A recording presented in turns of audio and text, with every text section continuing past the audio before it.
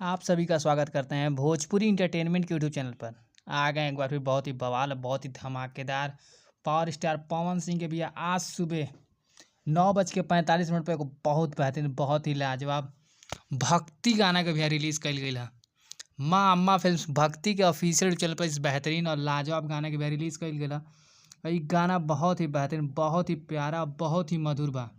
यही से भैया कहल जाला कि पावर स्टार ऐसा ही नाम नहीं ना पड़ल। भोजपुरी के भैया पावर स्टार काहे खातिर कहल जाला जान ली। भक्ति गाना रुआ जाके सुनी।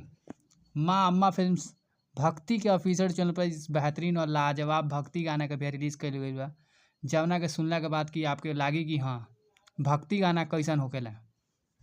तो बात कइल जाए भैया ई भक्ति गाना के रिकॉर्ड भैया बना रहल बा।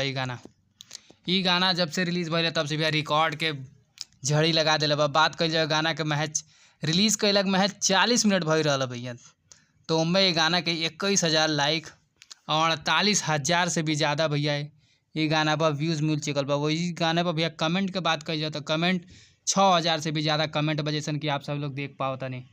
ये गाना के अभी शुरुआत है भैया। अभी ये गाना कितना रिकॉर्ड बनाई कितना ना। ये पावर स्टार पवन सिंह के फैंस के पावर ही है जो ने गाना के इतना बड़ा इतना बेहतरीन ओपनिंग मिलल है।